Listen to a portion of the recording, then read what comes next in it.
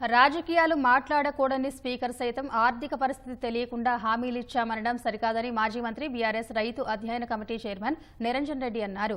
కాంగ్రెస్ పాలనలో గాలి మాటలు, ఢిల్లీ మూటలు తప్ప ఇంకేమీ లేదన్న నిరంజన్ రెడ్డి ప్రభుత్వ పనితీరుపై ఆ పార్టీ ద్వితీయ శ్రేణి నాయకులే ధర్నాలు చేస్తున్నారని విమర్శించారు.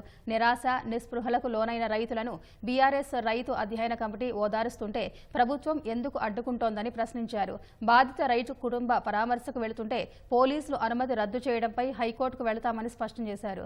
రైతు భరోసా కేవలం 6% మందికి ఇచ్చారన్న మాజీ మంత్రి కాంగ్రెస్ పాలన ఊరికో కోడి ఇంటికో రెక్కలా ఉందని ఎద్దేవా చేశారు. రైతు అధ్యయన కమిటీ వెంట మంత్రి తుమ్మల నాగేశ్వరరావు వస్తే ఎవరు చెప్పేది నిజమో తెలుస్తుందని నిరంజన్ రెడ్డి వెల్లడించారు. మరి అలా అంత గట్టిగా ఎందుకు చెప్తారంటే ముఖ్యమంత్రి మాట్లాడే కానీ పక్కలతో మాట్లాడిస్తుండే మెల్లగా. రాజకీయాలు మాట్లాడకూడని స్పీకర్ ఇలా రాజకీయాలు మాట్లాడిండ్రు. ఆర్థిక పరిస్థితి తెలియకుండా మేము హామీలు ఇచ్చినామని. ఆర్థిక పరిస్థితి తెలియకుండా ఒక రాజకీయ పార్టీ హామీలు ఇవ్వచ్చునా? ఇస్తే అది ఎంత అపరిపక్వత, ఎంత అజ్ఞానంతో కూడినటువంటి రాజకీయ పార్టీ అంటారు దాన్ని.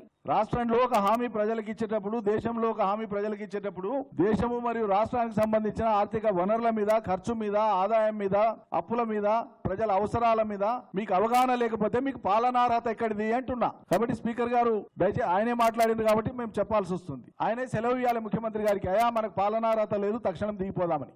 అన్నం పెట్టేటువంటి రైతు ఆపదలో ఉన్నాడు, నష్టాల్లో ఉన్నాడు, బాధలో ఉన్నాడు, పోయి పరామర్శిస్తాం, ధైర్యం చెప్తాం, ధైర్యంగా ఉండండి చెప్తామని మేము పర్యటన చేపడితే కాంగ్రెస్ ప్రభుత్వానికి నొప్పి ఏందండి నాకు అర్థం కాదు.